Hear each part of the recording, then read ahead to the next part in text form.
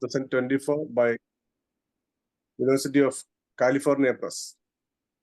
Dr. Mini is an assistant professor of film at the University of Wisconsin, Madison. Rated A explores Malayalam soft one cinema in Kerala, examining its local and transnational influences such as pulp fiction and American exploration in films. The research investigates the industry's gendered labor, the lives of those involved, and the complex relationship between sexuality, censorship, and import politics. The book offers a fresh perspective on film types, emphasizing their role in social relationship and gender dynamics. It has received widespread acclaim, including the 2024 Edward Cameron Dimmock Jr. Prize in Indian Humanities. And we have two distinguished discussants joining us this evening, Dr. Bindu Menon Mannil and Dr. Gayatri Devi. Dr. Bindu Menon Mannil is an associate professor of media studies at Asim Premji University, Bengaluru. Her work focuses on film and media history, feminist theory, cultural anthropology, and migration studies. Her writings have appeared in numerous peer-reviewed journals and edited volumes. Dr. Gayatri Devi is a professor of English at the Savannah College of Arts and Design. She writes on world literature and cinemas for national and international publications. Her current research and forthcoming articles explore the urban Japanese dystopias of Hirokazu Korida and domestic interiors in the crime thrillers of Peter Weir and David Cronenberg. And before we start, a brief note about our format. The event is scheduled for 1.5 hours. Dr. Mini will speak for approximately 20 minutes, followed by 15 minutes responses from each of our discussants. We will then open the floor for question and answer session. We aim to conclude by 8:30 p.m. IST. A warm welcome once again to everyone. Now I invite Dr. Mini to talk about her book, Rated A Soft Porn Cinema and Mediations of Desire in India. Please.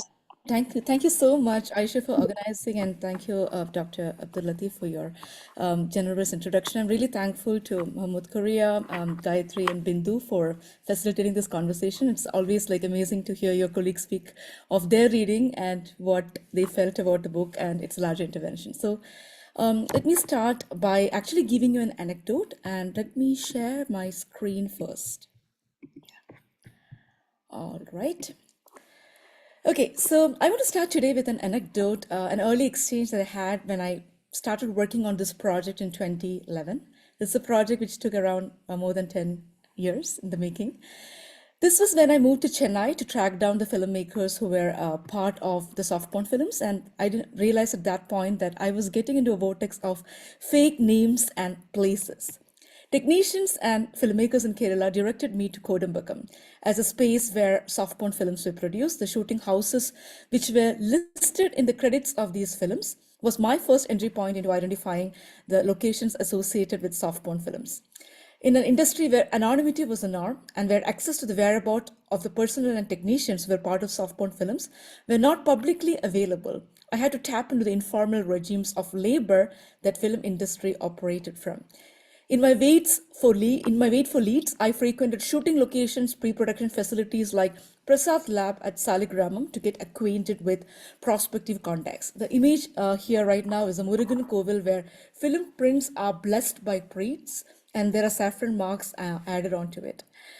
So Prasad Lab at Saligramam became a common point where I met my interviewees. As I became a regular face there, no one really paid any attention to the purpose of my visit. From the security guard outside who waved when I entered, with his unchanging tone of Vanakkam Amma, the people at the canteen with whom I chatted while I gulped mouthful of sadam, I was welcomed into the circle of what was called film hopefuls who lingered around the premises. On one of these days, I was introduced to Otto Jayarajan, a film journalist and mediator whose main duty was to obtain distributors on behalf of producers. His frequent week-long trips to Chennai on a rented auto rickshaw had earned him the name Auto Jayarajan, and his presence in the location was announced by the vehicle parked outside. This meeting gave me an insight into the world of glamour cinema and the subsequent introduction to the production manager Nagarajan or Narasimhan, whom I cite in my book, who had been working in low budget films for more than 45 years. Working with Narasimhan, I soon got introduced to K.S. Gopalakrishnan, Crossbelt Mani, and P. Chandrakumar, whose glamour films were the precursors of the soft porn wave. Maniappan, a publicity agent who had been in the industry for more than 35 years, was keen to remind me, and I quote him, for a project like this, getting the pattern of production by skimming through the ledgers and trade journals are not deep enough. You should know the lives of people whose daily sustenance was linked to the making of these films. Can you write a history of a factory without addressing the labor that made the factory functional? In my efforts to connect the puzzle that connected the production unit with distributors and exhibitors, I assembled before you a palimpsest of material that allows us to examine the low-budget film production Malayalam cinema of the early 1990s and late 1990s and early 2000s. Rated A locates soft porn cinemas emerging from the financial crisis of the 1990s, when many filmmakers and technicians who worked in mainstream Indian cinema started to migrate to soft porn cinema to survive the staggering economy. The pseudonym-driven nature of the soft porn industry allowed them to utilize their creative power to make low-budget films that allowed the scope of non-normative sexual practices to be represented on screen. On the industrial front, soft porn films emerged as a strong counterpoint to the mainstream Malayalam film industry and provided employment to a number of lower-rung personnel who did not have a solid footing in the mainstream industry and had to use pseudonyms to work in soft porn to supplement their income. Malayalam soft porn deviates from the hardcore imagination of pornography by using foreplay and sexual suggestiveness as a crucial mark of distinction. Avoiding any exposure to sexual genitalia, the soft porn films work through the power of suggestion via narrative as well as visual and oral tropes, such as extensive focus on cleavage and thighs, dubbed over moaning, seductive music, and massage and bath scenes. Soft porn films emerged out of a transnational relay of influences that included vernacular pulp fiction, illustrated erotica, and American exploitation films that were imported to India in the 1980s to increase the foreign exchange.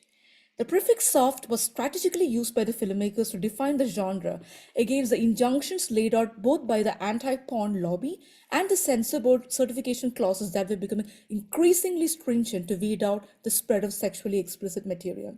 Moreover, the emergence of this genre is closely aligned with a culture of dissent against the mainstream film industry's exclusionary functioning that alienated the lower rung of the production units. Soft porn films revamped the established film distribution and exhibition patterns by circumventing Indian censorship regulations through the use of specialized writers to write censor scripts. And this was the script that was submitted to the censor board and very different from the shooting script that was used during the shooting of these films. And they also made use of what were called tunda or cut pieces that were spliced onto the reels during the exhibition of the films. And many of these writers who ended up being the censor script writers were film hopefuls who came to Madras in search of opportunities to write film scripts. But when life became difficult, they moved to other occupations. Some of them became mentors who helped submit scripts for censor certifications. And some others basically became helpers who came up with the script, but their names were nowhere to be found in the final script. So they were basically facilitators and mentors who basically helped with the process, but whose names were not out there. So those who were good at handling two languages became script writers for films that were dubbed from other languages. Censor script writers were adept at skimming through scripts and marking parts that were likely to be contentious, and they would even write new scripts that were cleansed of all impurities. As the first sustained study of pornographic cinema in India, Rated A examines such formal and informal media infrastructures, cinematic cultures associated with soft porn cinema. In particular, I look at how soft porn cinema's interaction with the larger debates on sex education, censorship, and gender nonconformity influence the shape of media discourses in India's public sphere. While the narratives of soft porn films are marked by sexual suggestiveness, its industrial practices were pivoted on trust-based informal arrangements that veered away from contractual agreements which were the norm in mainstream cinema. Further, as an industrial form, soft porn films were also intermeshed with the precarious labor of female bodies, especially starlets, who form the fulcrum of these films' narratives and public imagination. Alongside this precarity, the social life of these starlets, colloquially called Madhagarani or sex sirens, were deeply impacted by anxieties around cultural purity and gender roles. Rated A uses the lens of film labor and informal media flows to interrogate how these actresses, as well as the production personnel, balance the social lives that were marked by the involvement with this tabooed form. Concurrently, I also explored the impact of soft porn films in the creation of a wider spectrum of imaginations related to intimacy, especially when these films enter the Middle Eastern Gulf, where they cater to the diasporic Indian population. When Malayalam soft porn enters the Middle Eastern Gulf through underground pirate circuits, it often circulates amidst Bangladeshi low-budget films and Pakistani mujra as South Asian pornography. In Ray Today, I explored such articulations of locality, both in terms of soft porn's diasporic media status in Middle Eastern Gulf, as well as its suspect regional film form within Indian film discourse. At the representation level, the most important contribution soft porn films made is in countering the male hero-centric nature of mainstream Malayalam cinema by focusing on the pleasure of the female character on screen. These films were centered on female actresses who were able to assert their agency and had a say in the way the films were made. They were also central to the success of these films, so much so that the films were colloquially called women-centered cinema or lady-oriented cinema. Here it's important to mention that in these films, sexually autonomous women who dared to move beyond monogamous conjugality became the poster girls. And these women were called Madhagarani, and the category of Madhagarani falls somewhere between the femme fatale, the sex siren, and the vamp. Especially when the term Madhagarani is used currently, it refers both to the roles that these actresses donned in these films as well as to the actresses themselves. So in a way, the genre category slipped into the off-screen narratives about these actresses and became really a part of public discourses around sex and gender. Although these films were located in Kerala and flourished as an industrial genre in the 1990s and 2000s, the book argues that soft porn is a continuum and it exists in a continuum with the earlier forms. Sexually charged material, both in Kerala and elsewhere in India, provided a repertoire of visual and narrative codes for soft porn, becoming an assemblage of what Sanjay Srivastava refers to as footpath pornography. Malayalam soft porn is characterized by the desire to explore the lurid underpinnings behind sexual desire as it moves beyond private spaces and is framed for a voyeuristic audience, something it shares with sensational magazines. So some of the sources of soft porn includes Kambi Kadagal and Kambi Erect Penis and Kadagal Stories, a genre of vernacular erotic fiction featuring graphic description of experiential sexual encounter that circulates even now in the online space among male readers, and this circulated right from the 1960s and 70s onwards. Another offshoot of this vernacular erotic fiction was called Redhi Kadagal, confessional columns that appeared in many popular magazines featuring stories of sex workers who were really unnamed. Although many stories were purportedly written by men in these columns using female pseudonyms, some feature soft porn actresses like Shakila, Reshma, and Maria, and can be seen as a connective link that cross-reference the transactions between soft porn films and sex work. Soft porn films also drew from sensational pulp fiction. As a cultural form, soft porn is enmeshed in narratives of death, sexuality, and precarious labor of starlets who form the fulcrum of these films.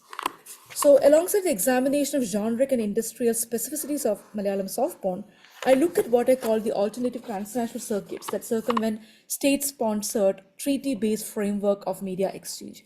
I contend that studying soft porn in this way offers new ways of understanding how informal media flows can transport sexualized imaginations and desires that become central to the negotiation between home and abroad. So with its immense popularity in other parts of India as well as in the Middle Eastern Gulf, which has a significant Malayali diasporic population, Malayalam soft porn can be seen as a mobile polysemous object. So in terms of methodology, I use a mixed method in the book, which includes multi-sided ethnography, archival work, qualitative research tools like focus group discussion and interviews. And I present before you a kind of a morphological analysis of soft porn, look at production, distribution, and exhibition practices to tease out the resistive modes used by starlets, technicians, and filmmakers to improvise and experiment with form and content. Simultaneously, I explore how such filmic imagination of sex and desire, constantly flowing within and out of Kerala, have led to a sexually mediated understanding of intimacy and public life. And through an examination of such sexualized media practices, Rated A aims to offer an understanding of the tense negotiation between sexuality, import policy, and censorship, as well as deeper debates about obscenity and sexual freedom in contemporary India. Conceptually, this approach provides a model for understanding the life of film genres outside the space of the screen, emphasizing that they constitute not just industrial formation but entire fields of social relations and gendered imaginaries. So, one of the main contentions in this book is in conceptualizing what I call media publics in relation to soft porn in Kerala, and where I argue that when we talk about cinematic audience, they're not an isolatable entity. Instead, various media forms like pulp fiction, erotic literature, yellow magazines, television, news, and cinema collide in the formation of such media publics. Not only do these media publics and media forms converge, they also pull into conversations contesting politics, moralities, and ethicalities. So, what I do in Rated A, as many of you might already have guessed, is to move away from the stereotypical label of exploitation that is way too easily applied to soft porn films. Instead, I explore soft porn cinema as a social form in which questions of cinematic labor and its imbrication in the rhythms of urban life are not divorced from the film text. By taking an expanded view of the relationship between forms of gender performance and film infrastructure, Ray Today offers understanding of the negotiations that goes into the way the continued reverberation of soft porn imagination still recurs in the Indian public sphere, and how it's mediated via political scandals and cultural anxieties. So, since we don't have too much time left, just to briefly touch upon some of the larger, interventions I'm making and how I'm expanding on some of the fields, like porn studies, for instance. What I do in Rated is to contextualize the historical and cultural specificities of the South Asian context, where pornography is often subsumed under larger rubrics of obscenity and permissibility. So, contrary to Potter Stewart's infamous declaration on pornography, I know it when I see it, my work contends that the pornographic is often not open to objective vision and always needs to be rigorously contextualized. In the context of India, there has not been much research into the study of pornographic cultures, but there has been a precedent in the wider South Asian context. Lotte Hawk's work on Bangladeshi cut piece cinema, for instance, examines the underground circulation of sexually explicit bits into the film reel, something that resonates with the Malayalam soft porn as well. And so just to give you a broad outline of the chapterization, because I know that Bindu and Gayatri will have more things to say. In the first chapter, I explore how the figure of Madhakarani or sex siren becomes a crucial anchor around which media publics are discussed in Kerala, and its relevance as an analytical framework to understand intimacy and gender relations. To this end, I analyze a wide matrix of archival materials, including centerfolds, journalistic reports, film journalistic reports, yellow magazines, studio photographs, and I look at what I call screen pleasures and how that can be seen as a transactional category to locate, the visual and synesthetic qualities of media and its connection to the pleasures and expectations that come with accessing transgressive material. Despite the relative absence of accounts of women who were castigated as Madhakarani, I showcase some exemplary instances where some of these women vocally articulated the middle class double standards that created them as public women. The exploration of Madhakarani as a transactional category may be very specific to Kerala, but it has wider conceptual resonances. The sexualization of Madhakarani in literature and film is symptomatic of the fraught status of women in public life in general, especially in conservative patriarchal societies where women's desires remain suppressed under the yoke of reproductive domestic economy. The second chapter interrogates what I call the concept of the cinematic wait time as it's spatially organized and incorporated into the industrial practices of Kodambakam, a tinsel town in Chennai. Here I address the idea of cinematic time as an invisible form of labor practice that is exchanged by the workforce in anticipation of future returns. This exploration demonstrates how informal labor practices that are often deemed devoid of use value remain deeply entrenched to film production. Practices of waiting for a break in the tinsel town point towards wider devaluation of labor, especially in a field like cinema, where only very few managed to break the ceiling. And this chapter is again informed by my own association in the making of low budget films, initially as a failed dubbing artist and as a production assistant who was shadowing the production manager. And it explores the labor structures that make production managers the fulcrum of filmmaking practice. The third chapter explores the idea of embodied vulnerability as a symptom of precarity. Embodied vulnerability involves an agential assertion of marginality amidst work conditions whereby workers are forced to devise creative ways to make good of life chances. Stardom becomes central to this exploration as female soft porn workers' bodies are marked as hypervisible and invisible at multiple times. I demonstrate this through the analysis of Shakila's career and even more precariously placed figures of body doubles. In doing so, this chapter makes direct connection to the first chapter's focus on sexuality and public visibility, and the second chapter's focus on economic precarity. Thus, this chapter demonstrates how precarity must be understood just beyond economic factors and must take account of the real affective imprints that it leaves on particularly women's bodies. In the fourth chapter, I engage with the transnational circuits inhabited by soft porn, continuing with the previous chapter's focus on precarity and effect to demonstrate how soft porn gains new meanings for Malayali migrant workers in the Middle Eastern Gulf. And this differs from the public status of soft porn in India, primarily because it circulates in the Middle Eastern Gulf via underground circuits and pirate networks due to the censorial regime. I argue that the specific circulatory pattern taken up by objects as they form network hold the potential to remap formalized structures that are associated with global trade and commerce. While part of the chapter is invested in excavating such infrastructural issues by focusing on primarily male migrants and labor camps, I also demonstrate how the sexual imagination of intimacy peddled by soft porn has led to unique forms of diasporic meaning making centered around sexual desire. By adopting this strategy, I also point towards understanding an alternative transnationalism that can account for region to region instead of nation to nation official transnationalism. Sexual imagery and desire, as I demonstrate in this chapter, can also become pathways for forging transnational bonds. The final chapter, is focused on the afterlives of soft porn and its continued reemergence in the public life after its industrial demise. As I demonstrate in this chapter, the effective economy mobilized by the soft porn continues in the re-emergence of the soft porn imaginary in both cultural objects and public discourse as a form of afterlife.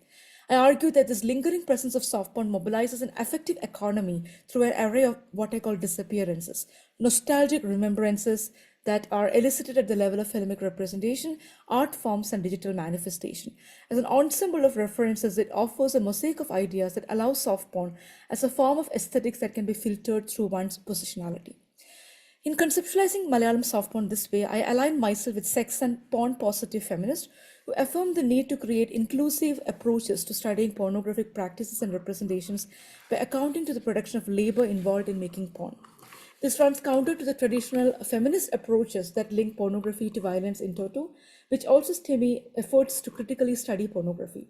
More importantly, these approaches also dismiss the agency of women who live and work in, intimate, sexually erotic labor practices, projecting them as nude subjects who are exploitatively represented on screen and must be redeemed through representations in certain kinds of feminist work. In contrast, feminist porn scholars have asserted the need to remap the terrain of feminism by attending to labor, agency, pleasure, and desire.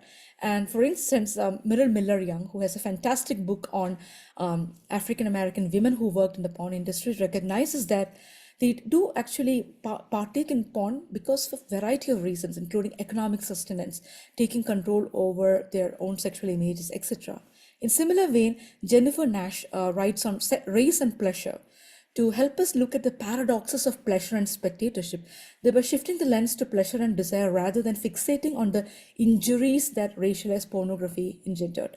So, drawing inspiration from such approaches, I postulate that any understanding of Malayalam soft porn's underground circuits of production and distribution and its dependence on trust-based interpersonal networks necessitates moving out of an exploitation-only narrative and studying collaborative practices. Malayalam soft porn itself does not have a defined feminist politics, nor is necessarily oriented towards gender parity. But a feminist study of its production practices allows us to braid together the ground realities involved in informal modes of recruiting and sustaining labor, such as trust-based and ethical collaborative practices. The feminist locus of this work is in the figure of Madhakarani, the voluptuous lead character who is the center of soft porn films. While Madhakarani is a colloquial term for a woman who exercises her sexual autonomy and activates a sense of fleeting male voyeuristic sexual pleasure, it also invites an examination of how gender demarcations, patriarchal mores, and implacable desires enter the space of cinema. I use this term to imply how such non-compliant, sex siren-like figures, as well as a discursive concept, can be used to examine how women strategically use their sexual agency to unsettle power relations and advance their own social mobility. So Reiteratus uses this idea of Madhakarani more than a filmic trope, and consistently, looking at how Madhakarani as a figure enters into conversation with the media publics, disrupting normative expectations.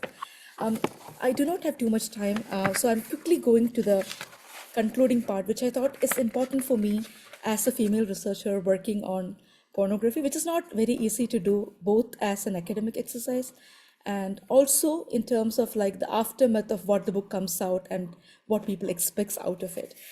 As scholars of adult media have pointed out, in the absence of official narratives that preserve such media, which do not enter the National Film Archives of India, not even acknowledged by even film scholars as valid enough academic interventions, people like us, adult film historians, end up trawling through and collating an array of material to arrive at conclusions and eventually construct our own personal archives. Peter Alulinas described this as trace historiography, a method to locate evidence where it seemingly no longer exists, by following the smoke rather than the fire. Similar to the under-the-radar circulation of soft porn in the American context studied by David Andrews, the distribution and exhibition of soft porn films in India is marked by a recalcitrance towards bookkeeping. In the absence of industry data, we are left with censor scripts that are held in the archives that are cleansed of all impurities, newspaper reports or scripts, and ancillary material. Often such material is owned by filmmakers and personal collectors who collate newspaper cuttings and film weeklies because of the passion for film ephemera. So in many ways, my book is also drawing quite a lot from these filmmakers who made these films, who disappeared from the radar, and who collected all this material about what they did and the labor that went into the making of these films. The absence of official archives also enforced a turn to oral narratives and fragmented archival records that include sender spread announcements about film titles and production news in the industry weekly and newspapers. Rummaging through materials left at scrap dealers and secondhand booksellers, I found lobby cards, film posters, some of which are in the book, lab receipts, shooting house booking forms, and continuity albums. A large part of this project is geared towards understanding how audience engage with spaces of soft porn exhibition, how cast and crew negotiated realities of production, and what role personal recollections and subjective experiences have in the recounting of the history of Malayalam soft porn.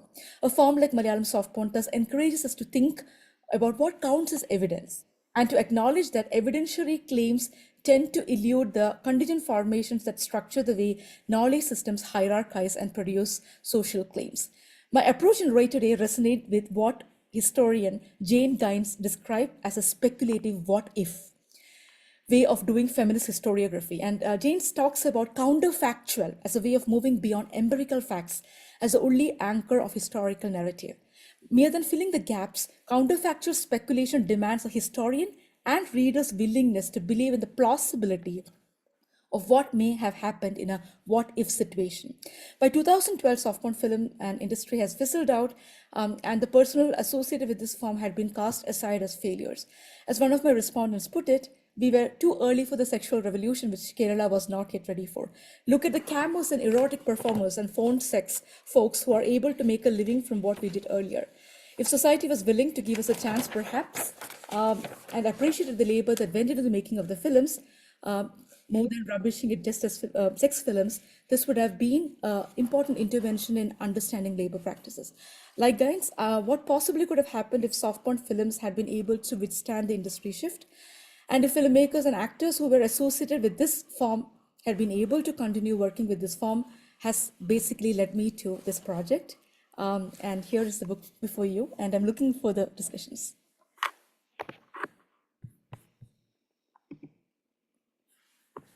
Thank you so much for that fascinating and well-articulated presentation on the Malayalam film industry and the nuances of rated soft one movies. Now, we would like to hear from our discussants, Dr. Bindu Menon, Manal, and Dr. Gayatri Devi, who I'm sure have some compelling perspectives to share. I think we can start with Dr. Gayatri Devi. Hi, Gayatri Devi, you are welcome. Thank you so much, Dr. Latif. Thanks for... Okay. Can you all hear me okay? Yeah, okay. Okay, good. Sure. Yeah, so thanks so much for this opportunity to talk about Darshana's book. I greatly enjoyed reading it. I have a few comments that I've sort of jotted down, and I thought I don't have a deck or anything to share. I would rather speak. So there were many compelling ideas in Darshana's book, and you just summarized them very succinctly for us in your presentation. But I wanted to kind of talk about a couple of things that I thought were critical to me as I was reading it, and those are the discussions in the chapter waiting in Kodambakam and embodied vulnerabilities and the alternative transnational. I found these chapters speaking to things that personally interest me, and so I thought that I would I would talk about those things. So what interested me most about the chapter about Darshana's work in Kodambakam was this very concept of waiting itself as a sort of a mode of inquiry. The reason why it interested me in a kind of phenomenological sense is because the very concept or the very idea of waiting is somewhat antithetical to pornography itself, because pornography in its definitionally is a genre or a form of instant gratification. And, people make pornography, people consume pornography because there is this sort of idea that the pleasures of porn are instantaneous. So, in a very antithetical and counterintuitive manner, for Darshana to actually kind of hone in on this idea of waiting in Kodambakam was simply a beautiful, moment of field, a beautiful way for me to understand field research in porn studies. I really enjoyed that chapter tremendously. So to kind of cast soft porn films inside the sort of conceptual net of waiting, in this kind of endless abeyance in space and time, for me, it was very useful to think of. It was a useful way to think about how we understand pornography and soft porn, and how to identify and collect and articulate knowledge about pornography and soft porn, the kind of trace histories that Darshana just sort of talked about, and also to closely kind of interrogate the timescales that are involved in that kind of an inquiry. So I greatly enjoyed the chapter about Darshana's work in Kodambakam, as you said, as the assistant to a production manager. And the takeaway that, studying about the porn industry is anything but instant gratification, that it involves chasing after a timescale that is sort of elusive and distant and hidden, and whose material markers are constantly sort of shifting in time and space. I loved the scale drawings of the layouts of the different streets and the studios and all those kinds of things. They were very inspiring to see fieldwork being done in that way. So for me, it was almost like something that Jason Farman, who has also written about media, media studies, sort of media publics in some way, he uses the term spinning in space. And reading Darshana's work kind of recalled Farman's spinning in space idea to me, or that concept to me. It's sort of like Farman uses the idea of the buffering icon on your computer screen. So, which is kind of it's frustrating, but it's also a promise at the same time that something is eventually going to turn up, and that it'll turn up sooner rather than later. And the many anecdotes that Darshana discusses in this chapter, Waiting in Kodambakkam, really, to me, illustrated this experience of spinning in one place, of endlessly buffering, but without the promise of anything, sort of certain cropping up in the near or the distant future of some of these characters in the story, or some of the subjects of Darshana's interviews. For me, it was a profoundly human and complex way to unpack the labor industry that produces soft porn cinema. Darshana uses the word miss on a beam to kind of describe the soft porn and its sort of various spatio-temporal incarnations after 2012, glamour cinema and Pingali novels and sensational reporting and all of those sorts of things. For me, the very act of waiting, which is an act of submission to time, inside an industry where time is money, for me, it appears to be sort of emblematic of the very fantasy of cinema itself, and how critically and crucially tied soft porn really is, or pornography really is, to cinema itself. So Darshana's ethnographic work as a production manager's assistant in Kodambakkam was really an exemplary read for me. It kind of showed me a certain kind of existential courage that you can find in the bodies and psyches of these actors who voluntarily entered into this world of perpetual waiting. It was almost like, longing to really see longing in its sort of purest form, for lack of a better word. And I really enjoyed that chapter. And if we have time, I'd like for us to be able to discuss that in greater depth. The second point that I briefly want to talk about is the idea of what I felt as professionalism. And I was reading both the Kodambakkam, particularly the Kodambakkam chapter, and the precarity, the embodied vulnerability chapter as well. I felt that there was a kind of code of professionalism in the soft porn industry in Chennai. And for me, that professionalism felt very feminine when I was reading it. And I don't mean feminine here in the sense of, in any sense of objection, but almost as the opposite of a kind of masculine, aggressive capitalist way of making movies, where, if you're waiting in line, somebody will cut in front of you to get ahead of you in the line. But this was not like that. So even the male producers and directors and production managers and production assistants and all the so-called people who actually had power in this sort of parallel film industry, they all, at least to me, they kind of embody a kind of a professional ethos that ultimately was sort of feminine to me, because it was the opposite of a kind of aggressive masculine capitalism that sort of rules film industries all over the world.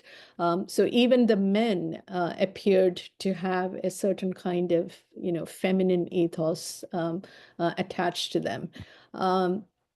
And perhaps it stems from the fact that in some way, even the men who are in the soft porn industry are in some way, shape, or form somewhat disenfranchised by the product that they make and sell.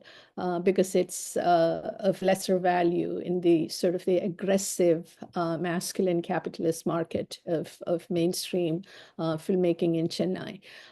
So Darshana uses this wonderful term called pastoral filmmaking to describe a kind of an ethos of care and a kind of quasi-familial bond between this kind of ensemble, sort of impromptu family-like situations that kind of crop up in while this waiting is kind of going on, the relationships that are formed by the hopefuls, the wannabe actors, and the directors and producers and so on, who are working with them. I felt that this sort of pastoral filmmaking culture essentially has a kind of a feminine core to it, and which I found very refreshing and a good way to sort of understand how that concept is presented in the book, which I really, really enjoyed. The third point that I wanted to kind of talk about was Darshana's discussion of body doubles in embodied vulnerabilities. It was very interesting to hear that sort of like an A-lister in the soft porn field, someone like Shakila, refused to bare her breasts, and she used a body double for shots that required her breasts and her cleavage to be shown on screen. I mean, this is the asset that is identified with Shakila, and for that, she actually used a double for that. So Darshana introduces an actor called Bhanu, who did body double work for Shakila.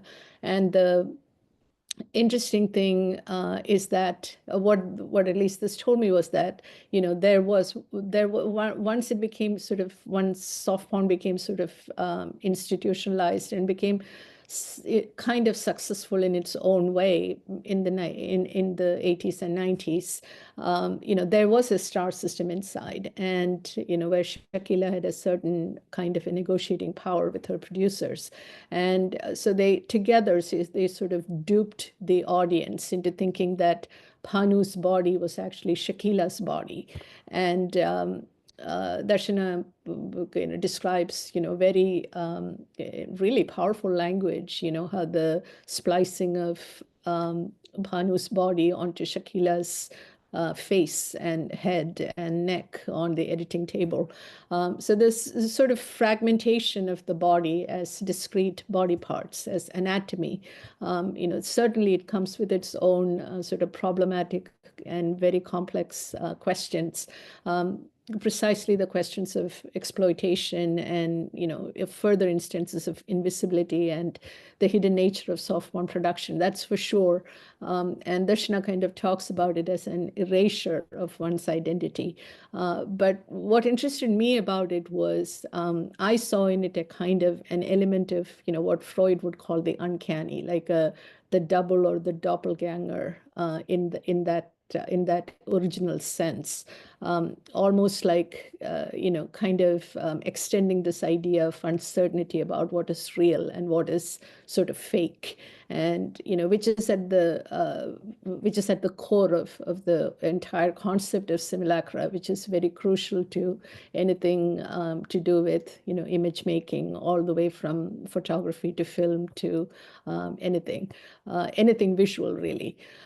So the photographic image and its sort of relationship to the real, the sort of endless mechanical reproduction of it, the selling of the aura of it, the aura of Shakila that is sort of being endlessly made and sold and resold again and again. So for me, it was like an unraveling, not just of Bhanu's identity, but also Shakila's identity, if that makes sense. So the sort of simulacra effect in soft porn, I think, is something that should factor into any kind of discussion about the market practices of pornography or soft porn. I mean, even though the genre doesn't exist that much now. The last thing, and will take only a minute to conclude this, was I really loved the idea of alternate transnational. I do a lot of work in transnational cinema. and the idea of the alternative transnational as in a kind of regional and continental formulations that are distinct and different from what we normally think of, sort of like unidirectional from the global south to the global north. So kind of tracing the migration routes of soft porn, away from Bollywood and Hollywood as centers of production and distribution and exhibition, so the India Middle East corridor and the Kerala Gulf corridor that Darshana kind of talks about in that chapter I felt was a very productive mapping of how we may sort of rethink global alliances, sort of removed from the center periphery kind of binary model that has kind of governed the way we talk about national and transnational cinema. So that was a very interesting discussion for me. And I think, at least in the US, every technology is first tested in the porn industry. It's sort of like an axiom that everyone says. So even this idea of an alternative transnational, I felt the way in which Darshana explained that, porn studies might actually teach us the first lessons of what, our social future holds, maybe through an examination of this kind of trace historiography that porn study scholarship can sort of reveal. So these were the ideas that kind of spoke to me personally and what I found most thrilling about Darshana's book. So thank you for this opportunity. Okay, thank you, Dr. Gayatri Devi. Before we hear from Dr. Bindu, I have a request for our audience. Please share your comments and questions in the chat box after Dr. Mini has had a chance to respond. This will help us organize the discussions and ensure everyone has an opportunity to contribute. Now, I invite Dr. Bindu Menon to share her thoughts. Please. Hi, everyone, and thanks, Darshana, for quite beautifully, and succinctly presenting your book. And thanks, Gayatri, for all those quite amazing ideas around the themes that emerge in the book. So I mean, first of all, congratulations. This is a project that I've known. It's very early stages of germination, right from your work on, somewhat on gender and sexuality in cinema during your MPhil years in Calcutta, right? RTP course in Calcutta, to the very early days of doing archival and field work around this project and coming back with really tantalizing stories from the field. So it's quite wonderful to see all of that take the form of this really rich book, very effective, sensate, I would say, and rich cultural, history of not only a genre, but also an industry, of formation of media publics at a particular point, and also the labor that moves through all of these constellations. So, and I would say that it's a book that pulsates with concepts, and it's kind of difficult to stay with all of that in a very, in this kind of a short response. So I'll try to talk about what I find as the most important to choose from this array of concepts and rich material that unfolds in the book. I want to focus on the methodology for a little while, also because I know this. I'm also trying to place it within the broader context of film studies in India and also Malayalam cinema in particular. And as someone who knew this work from its very early stages on, and also the field of film studies in particular, there are very little ethnographies of or let's say spatial economies explode within Indian film studies, except for, say, Tejaswini Ganti's work or somewhat Anand Pandyan's work, etc. And Darshana is one of the people who actually started doing that work much earlier. So for all of those reasons, I'm quite happy to see the book is there as a kind of future reference for everybody. It's a book which will one would return every now and then for all this kind of bouquet of concepts that are emerging there.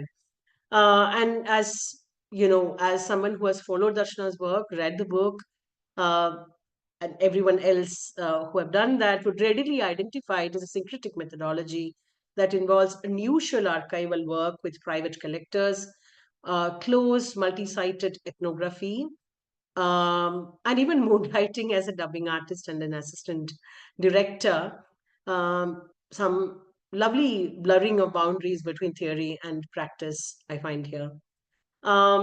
The first chapter, emerging primarily from archival material, kind of explores, as Darshana explained, the figure of Madhakarani through literary and other trope. But also, I find it, really important that Darshana uh, closely unpacks the caste-specific lexicon in that whole construction.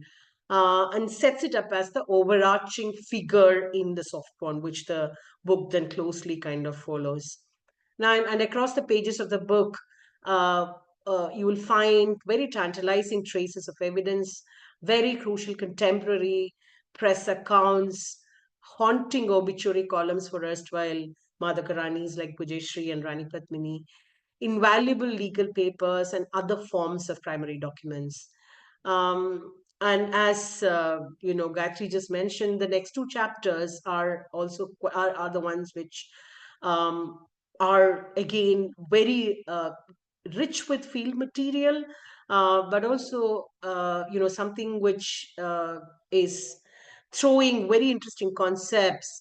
As the ethnography moves through the tinsel town of Kodambakkam, the shadow economies of soft porn cinema, labor accounts, and very visceral kind of body work.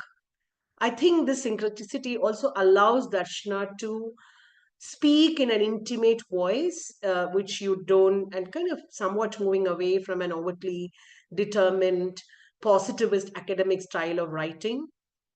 Um, and most interestingly, I think that this kind of a mixed methodology also allows the uh, object of soft porn cinema shifting through the book, which I'm saying is a very productive way of writing a book.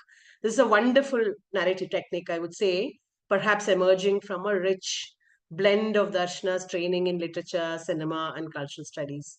So the chapter on Kodambakkam, as Gayatri kind of mentioned, as a spatio-temporal economy, and it's also rare ethnography, as I said.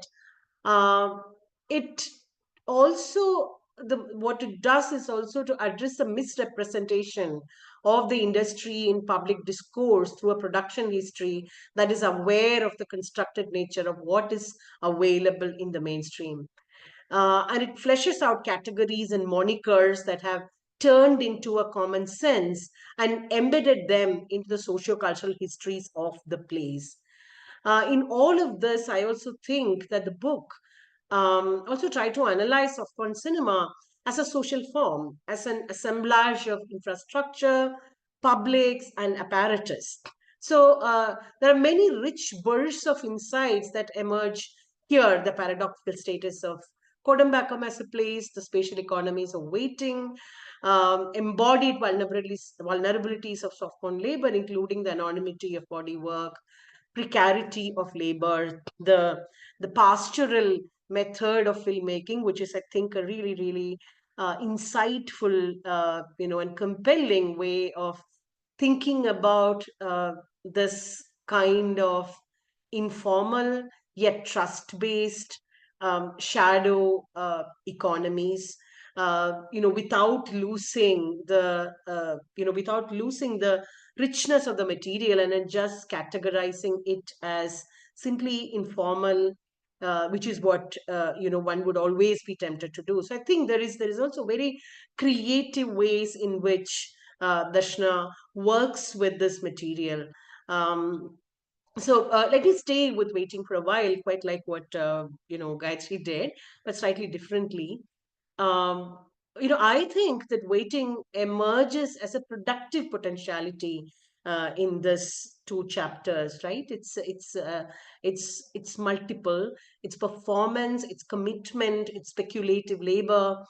It becomes a central concept and a mode as well as a trigger for various forms of social energies. As I read the chapter, waiting, I feel, therefore offers the potential to be scrutinized in relation to central concepts of hope, doubt, uncertainty, etc.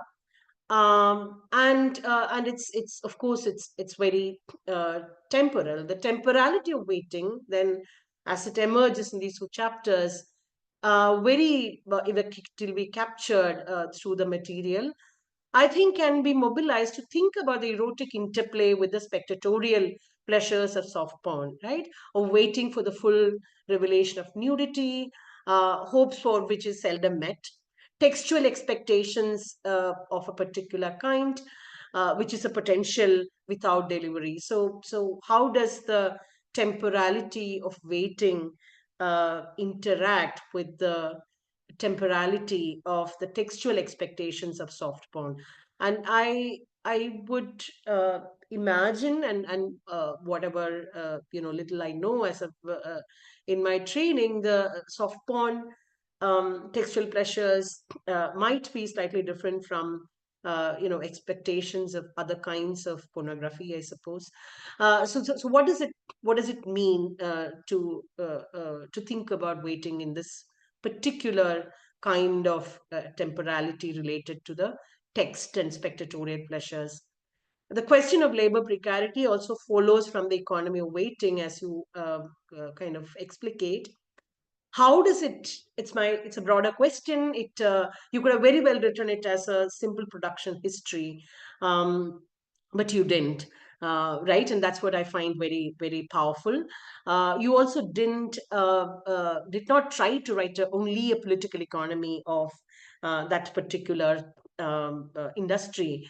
So I had to ask that question to myself. How does it engage with some of the early theorizations of Indian film industries as primarily, say, fragmented or disaggregated mode of production, as in Madhav Prasad, or a history of precarity and speculative nature of both work and capital, as in the work of Devshri Mukherjee, right?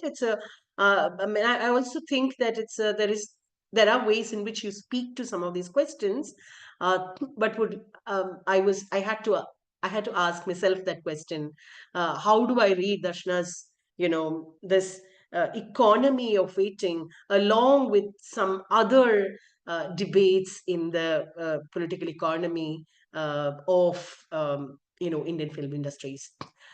I think a significant double move that the book makes is not only centralize of porn cinema as an object of study, but displace it from the margins to the center and mobilize its production history and discursive categories around it to offer similarities, to going back to my earlier question and my broader sort of thinking along with your book.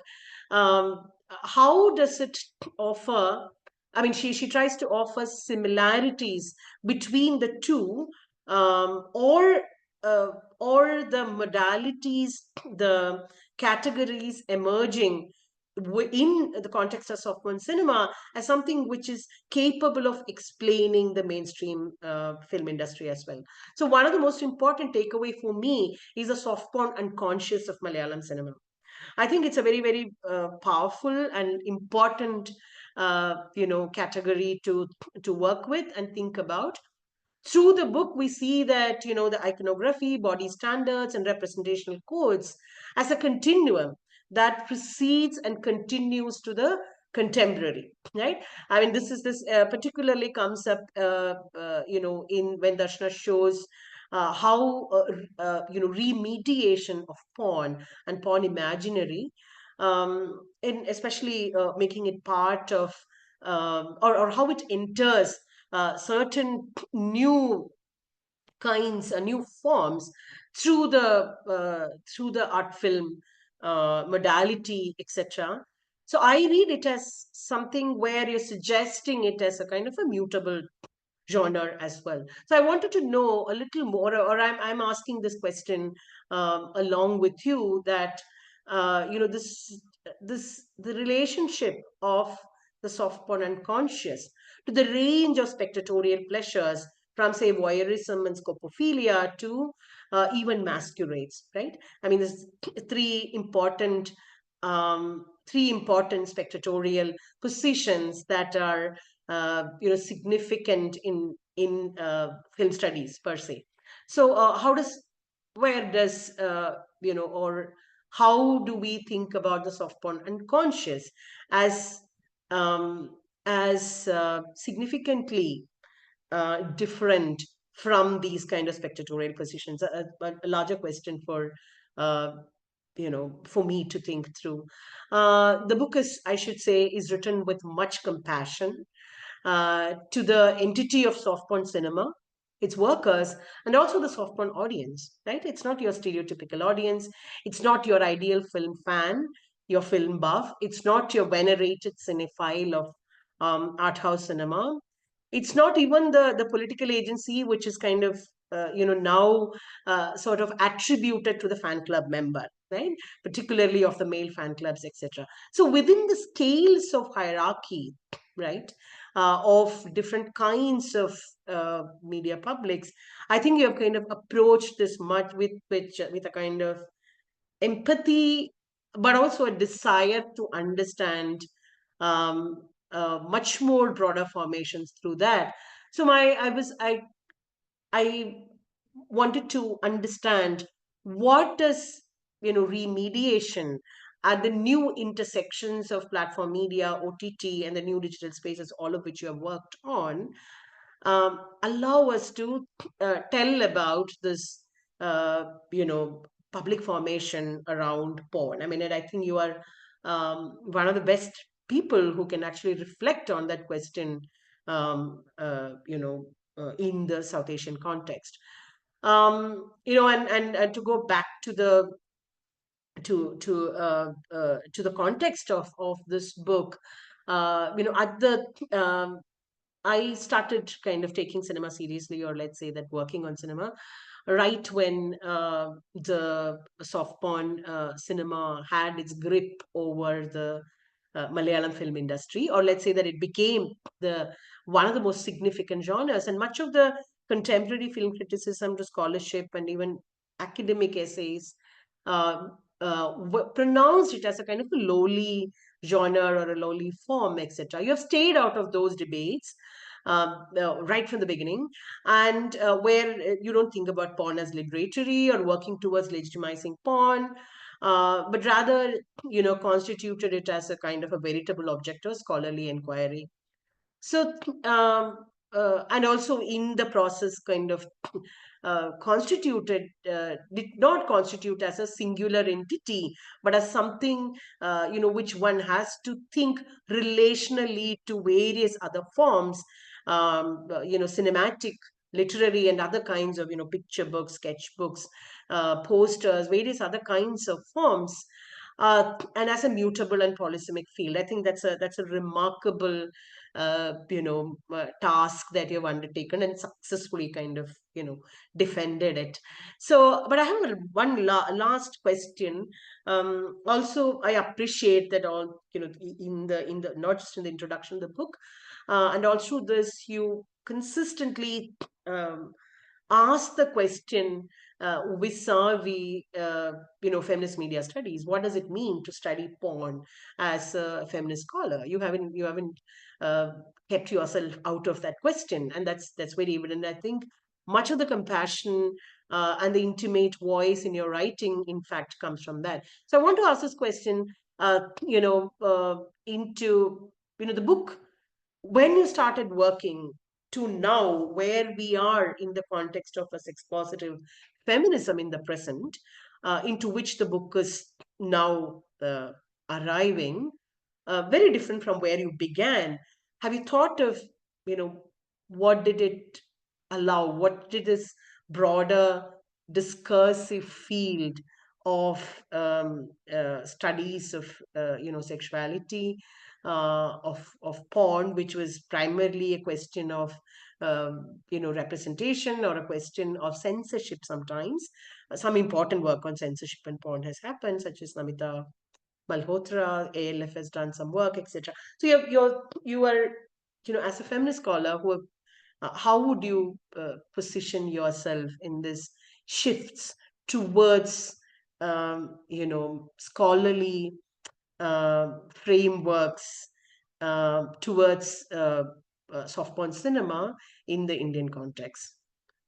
I think I had so many other things to say, particularly uh, um, about the context of, migration and video piracy, for example. You know that I've also done some work on video piracy, and also looked at actually the goods movement between the Persian Gulf and the Kerala coast. One of the things which I saw very interesting, and going back to your the suggestion that everything is first tested in porn, right? Or porn becomes a site where several kinds of um, um, technological and other kinds of modalities become tested and found. One of the things which you might want to know, which is reading a biography of autobiography of a Gulf migrant, where he actually talks about how in the 1970s, before the arrival of the video, there would be film rolls of porn that would travel. But I don't know whether he's talking about Malayalam porn or other kinds of porn, and that would be projected in enclaves of Malayali, living, etc. So that chapter is, of course, quite important, and it actually is something which speaks to many of us who now work on between the Gulf, South Asia, corridor of media movement, a number of us, that. So which is a significant chapter to think through so many questions. Yeah, and the last two chapters again, quite significant, so quite important, I think, particularly in thinking about the remediation of porn. I mean, I'm probably repeating your point, but I think it it it helped me think about soft porn cinema as a kind of not just polysemic, but as a kind of a very mutable form, which one cannot, or one tended to think it as, in at least in the larger public understanding, it was limited to Shakila, it was limited to the 2005 and so on, but as something which is continuing as a kind of a scholarly, or need to continue as a scholarly object of inquiry, particularly for advancing different kinds of feminist politics. So I'm quite happy and grateful that you wrote this book. Congratulations again. Yeah. Okay. Thank you, Dr. Bindu Menon, to share your thoughts. Here, Dr. Gayatri made some valuable comments, and Dr. Bindu raised a couple of questions. Now it is time to give a reply from the side of Dr. Mini. After that, we have to go to the discussions. Okay.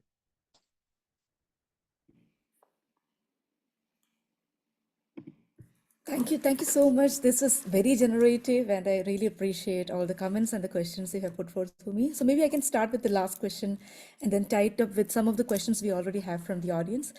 I think right from the beginning, my purpose was to look at soft porn not as an isolated entity, but to think relationally. What came before soft porn? What were the precursors? What is the larger media ecology within which soft porn is making its intervention? Because, as you can imagine, like writing about soft porn is not just about soft porn as an academic field. I started this project in 2010. And at that point of time, other than Radish Radhakrishnan's article and C.S.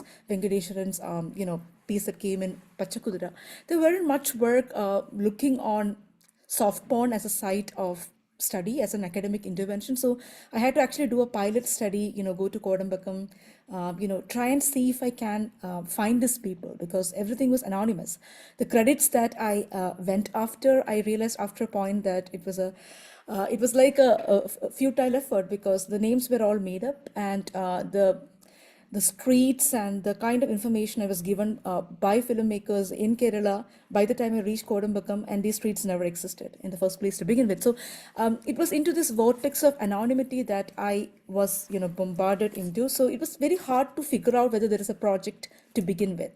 And maybe the kind of syncretic methodology came by from the intellectual curiosity to see where I can go with the project, what are the things that I can find out. And all of these tangents were part of my thinking process. I consider this to be like a visual map.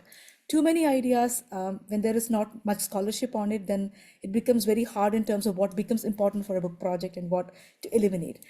So my own positionality as a feminist media historian, scholar, was important for me, but I do not want to use that as a vantage point to say that all porn is progressive. I really wanted to understand the nuances behind it. I believe in, sex positive feminism, and that clearly kind of came out in the interviews, in the way I spoke with people. But again, to keep in mind the very fact that we are talking about a set of people who have willingly erased themselves from visibility. They do not want to be found. So it was a Herculean task to actually find these people, talk to them, and wait patiently for the time till they understood your, priorities in terms of what the project looks like, and get back in touch. So I think intellectual humility, that was a lesson in waiting, that data will not come to you. You can't extract data. You will have to work with people, understand their insecurities, vulnerabilities, and understand that many of these people made these films under the pressure of wanting to make like creative contribution. The families never supported them because they didn't want to be associated with the making of transgressive material. So it was a very, very, very difficult kind of intersectional narratives to which you are entering as a female researcher. So all of this was very evident, and maybe one of the reasons the intimate voice was one way of me trying to also ensure that I'm not an expert talking about soft porn. Like the garb of expert can also be very misleading, because soft porn being like a popular media, everyone feels that they are an expert in making comments on it. So a book on a popular media is very difficult to be written from an academic perspective, because people want different things out of it. Some people are like, where are the audience? Some people are like, you're kind of tapping more into the urban legend. So for me, it was much more about shedding light on an industry which was misrepresented. Nobody really knew any of these starlets. Nobody really knew their backgrounds, why did they come. So my entry point was labor studies. I wanted to understand the labor practices. And so Hema Commission report did not surprise me, because half the things that we saw in the report was something I came across in the conversations with my respondents 10 years back. And I'm sure that anyone who does, interviews and conversations with film personnel will end up coming to those kind of conclusions sooner than later. But the problem was that porn itself became like a mutable object, like Bindu and Gayatri said. Even now, there is a legitimization crisis about why labor studies has to be done for a project on porn, because the only thing they will say is porn. You cannot justify. I'm glad that many of you felt compelled by the account, but I'm still kind of struggling with the very fact that there is a respectability politics around working on certain topics. And when I started this project 10 years back, I was warned by my mentors not to enter into this territory. You won't get a job. No one will take you seriously. It's very hard to pull it off. So I remember that that kind of concerns are there in academia. It's not just coming from out of nowhere, because in order to come up, if you are stirred by curiosity, if you want to really wait for 10 years, yes, but I do not know whether I'll end up writing a book like this right now. When I was younger, yes, I had that kind of energy, but I'm really glad that one of the reasons why this book happened was because of the cooperation and willingness of many of my respondents who, when after I found them, many of them, became part of the regular correspondence I had about their, daily life and understanding of where they fall within the economy of waiting. And it was important for me to also understand the vulnerabilities and uncertainties they were navigating and struggling on a daily basis. So I think the idea of empathy and compassion as a feminist media studies scholar was important for me because that is something I was not ready to let it go.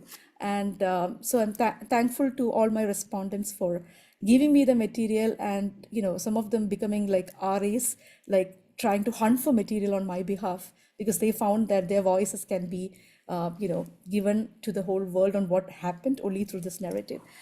To go back to the question of migration, I think Priya also asked the question about the migrants, about my fieldwork in the Gulf. So going back to the question about respectability, about a project on soft porn, I have worked on Gulf, and there are a lot of us who work on Gulf media per se. But many of my respondents were very reluctant to talk about sexuality. That was a conversation which basically, like stalled the kind of relationship I was trying to build with them because they were like, we can talk about other things, but not about porn. And so I initially come up with a questionnaire asking my respondents, asked many of my friends who are working in the Gulf to circulate, but they all said that, it's like basically, breaking the kind of relationship you have with them. Because there is also a prevalent narrative in which Gulf literature is written. There is no way in which sexuality will come as a primary anchor of conversation, even in Gulf Pravasa Sahitya. And Priya, that's where it becomes very problematic. What kind of social life are you imagining these laborers to be living in as blue-collar laborers in the Gulf, right? In labor camps. And many of in my interviews, I got to speak with a lot of migrant laborers in the labor camps, sex workers, Malayali sex workers in the Gulf, who have other jobs but also moonlight as sex workers. So there is a very interesting corporeal solidarity between a blue-collar migrant who hasn't gone home for 5 years and a sex worker, who's Malayali and who's an absolute stranger to whom he can pour out his heart. So many sex workers said that they never actually have sex. It's just about them talking about their life and spending an evening. It's like a dating. So we like it because we don't need to have sex. So I was interested in the underbelly, like what is the narrative around sexuality, gender relations that's not really spoken in the broader dominant category of Pravasa Sahitya. And why does it become important for us to think about it? Because there is always a kind of respectability angle that is given about labor, both in terms of the way state mediates laborers and assures protection to them. So the state mediated migration becomes a baggage that nothing in terms of the sexual needs, social needs, and what do they do in terms of whiling away their time is not really accounted to. So my project became one way of trying to bypass the state narratives to understand what happens in the behind the scene kind of narrative around it. And the other question about pleasures, where this pleasure? So sexual pleasure was not really the beginning of this project. Tunda or circulation of sexually explicit bits that were added onto the reels. That was something I had witnessed as a one of the few women who basically were given permission to watch these films. It was very hard because none of the cinema halls were okay with me entering the space and watching the cut pieces. They were okay with me sitting till the place they were inserting the cut pieces. And the only time when I really got to see these cut pieces was when I actually got a print of the cut piece that was given by David Farris, who found it from some scrap dealer. So it's very interesting that you actually get to hold it and see it in a projector at USC, where this reel had traveled miles to get there. So it's interesting to also think about your own positionality because Lotte Hoke's work is amazing. Lotte Hoke had access to these cinema halls. She was able to watch it alongside the male audience, which as an insider, I possibly would not. Because there is an expectation of a Malayali woman, even though I'm doing research, not to be entertained when it comes to this, practices of tunda or interpolation of material, which they think that, it's not safe for you. Whether it's coming out of care and safety concerns. So it's also about the expectations imposed upon the female researcher. One can't say for sure. So the pleasures was also about my interviews with women, asking about what did they think about the figure of Madhava Rani. And that's where I found fascinating that many women said that, in a daily life where we cannot move out of monogamy, where we cannot have like extramarital affairs or assert our agency in terms of the kind of pleasures we want, we feel liberated seeing a woman who can do it.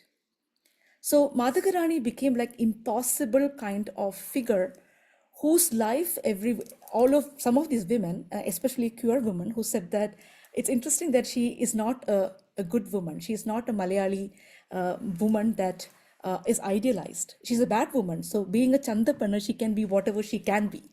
There is no constraints that limits her from becoming or being imposed by the standards of morality. So I think that is the slippage I was interested in. What is Madhava Rani? Who becomes Madhava Rani at what point of their career? Once the stamp of Madhava Rani is imposed on them, can they get out of it? And that's where obituary columns became like the prime vector to understand how sexual excess imposed upon these women who are cast as Madhava Rani even after they die, where there is a forensic gaze with which you look at their body, the number of stab wounds, or for that matter, looking at them anatomically. So I became interested in those web of relations which kind of moved past our understanding of who a Madhava Rani is into what Madhava Rani becomes when she is mediated by a film journalist who on the one hand write introductory columns introducing these women, but at the same time use a disciplinary mode to contain them within certain narrative, because cinema is seen as an industry which basically lures women and exploits them.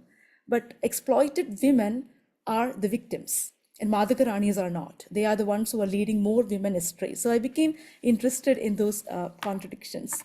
And I think Sadish here has asked one question about the pleasure of the women protagonist on screen in these films.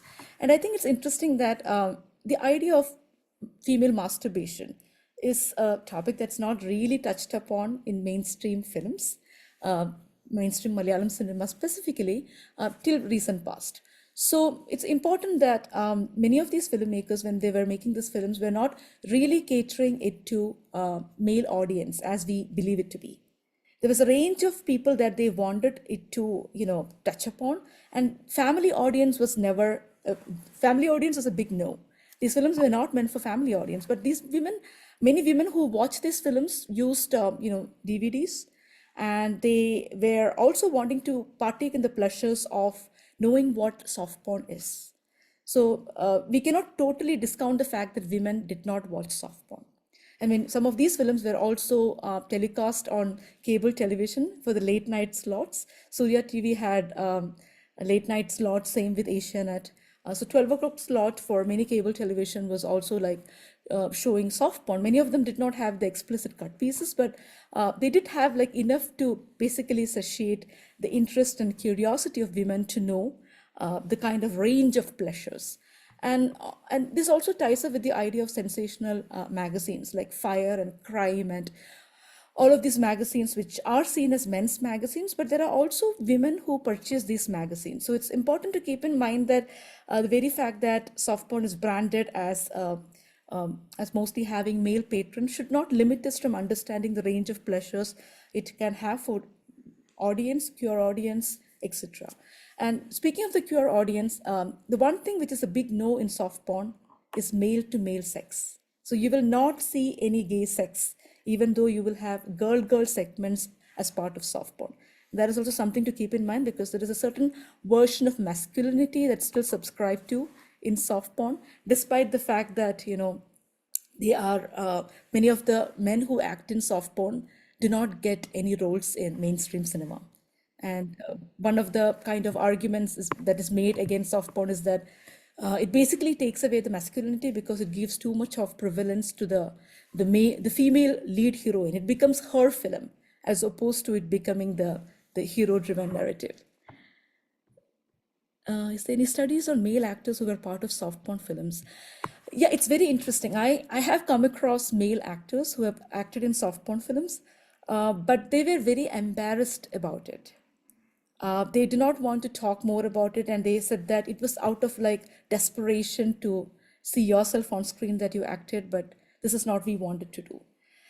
They were like many of them were again film hopefuls who came to Kodambakam, who waited for a long time and wanted to basically partake soft porn as a shortcut. So this narrative of soft porn as a shortcut is the discursive context in which male actors are discussed. There are a couple of India Today articles that talks about male actors who were part of soft porn and how demasculinizing it was to be acting in soft porn, and which really goes against everything we have heard about pornography and male actors in porn. Because in the Western context, the conversations you have is about men wanting to be in these films, but in the South Indian context, there is a kind of like demasculinizing that is seen as part of the plight of male actor in soft porn. So that's where it is.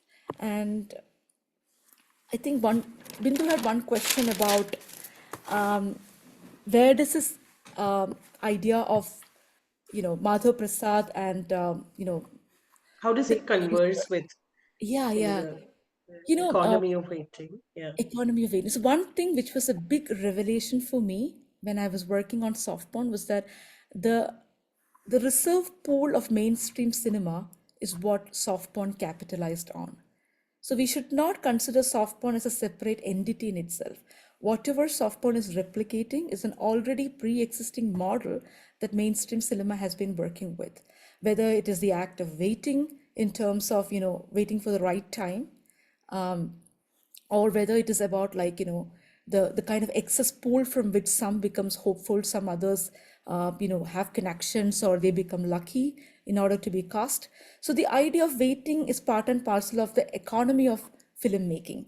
And in that ways, I don't think we need to make this distinction. Again, the fragmented workforce and labor has been part of film industry for from the time of how the studio system functioned, right?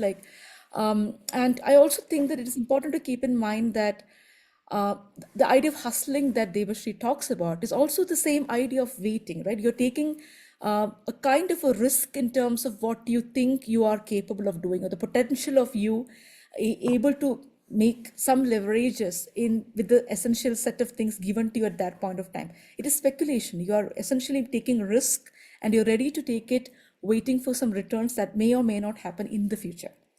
So I think this is not essentially part of soft porn. This is part of the larger production practices that existed in South Asian context, but also I would say that in film industry in general, in the context of Hollywood, Diana Anselmo writes about the idea of women coming to Hollywood in the hope of making it to the industry, and some of them commit suicide, and before they commit suicide they write long suicide notes on what didn't work with them, why they feel the fate was cruel to them. So it's important that this does happen, and it all ties up to the question of labor. Where does labor feature?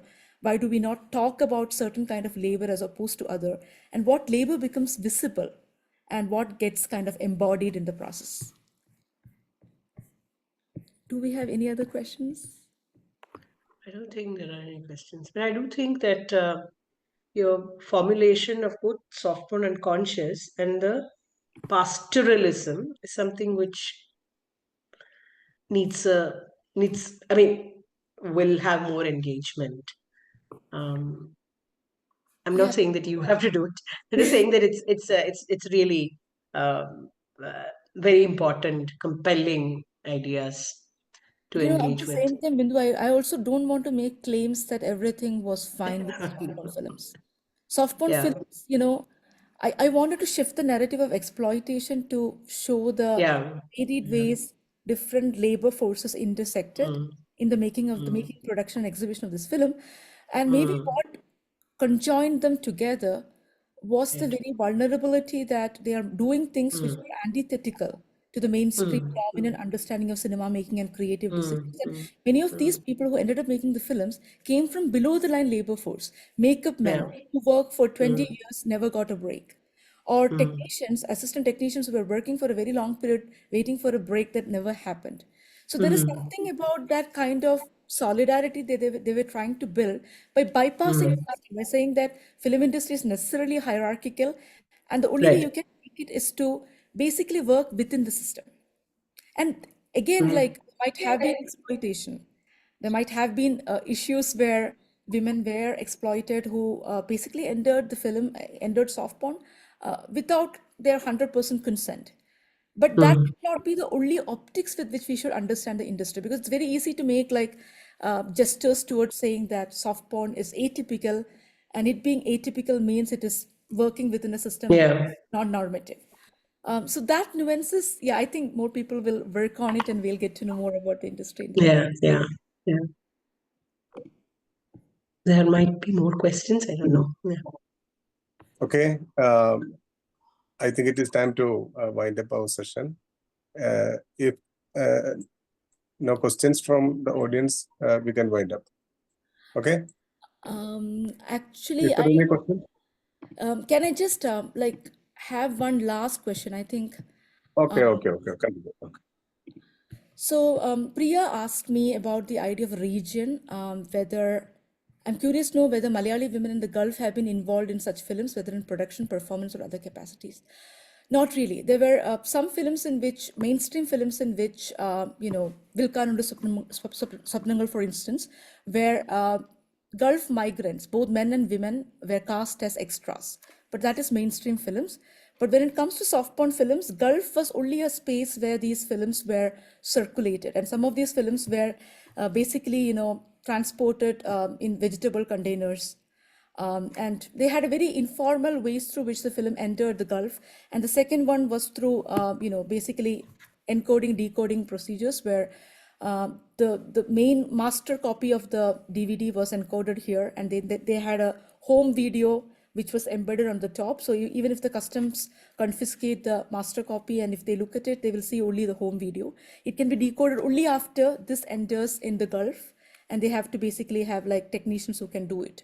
So all of this informal economy happened in the kind of corridor of India and the Middle Eastern Gulf, primarily catering to the male audience. And as Bindu mentioned, many of the labor camps till in the early 2000s had Friday night evenings where, there will be a projector and men would watch soft porn together. And same with the, labor camps and other apartments where you have mostly male migrants staying together. And so soft porn, there were soft porn which were also exhibited in video shops. So it's interesting that DVD shops, soft porn will be exhibited alongside mainstream DVDs, unlike in Kerala. And as one of the DVD, person told me, actually, Shakila looks like a teacher, right? So, for anyone looking at it, they might, as long as they can't read and understand the visual cues of soft porn marketing, Shakila can be enfolded and scaffolded into the narrative of Malayalam media. So I think that's where I see the kind of idea of region to region transnationalism, which is able to bypass the idea of nation to nation, because we need to think about what gets lost when we wanted to make everything Indian. And that's one of the reasons, and Bindu will notice that I'm not focusing too much on Bollywood, not focusing too much on Hindi cinema, because I think that it's high time that we need to have regional cinema speak for itself, rather than having to use it as one variation of the dominant narrative of Indian cinema.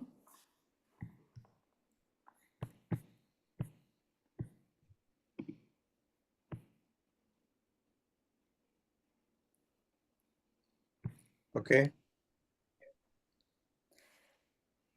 Thank you so much for everyone. Thank you, Vaishnav, for organizing it, and thank you. Yeah, thank you. Thank you, Dr. Thanks. Mini, for sharing your invaluable research on rated A and Malayalam soft porn cinema. Your presentation sparked a lively and insightful discussion. We are also incredibly grateful to our discussants, Dr. Bindu Manil and Dr. Gayatri Devi, for their thoughtful contributions. To everyone who participated, your questions and comments were essential to the event's success. And finally, thank you to all who registered and attended. We hope you found the Talking Text session stimulating and informative. On behalf of ISHO, we extend our sincere thanks to Dr. Mini, Dr. Gayatri Devi, and Dr. Bindu Manil, and to all you for being part of this event. We look forward to seeing you at our next ISHO event.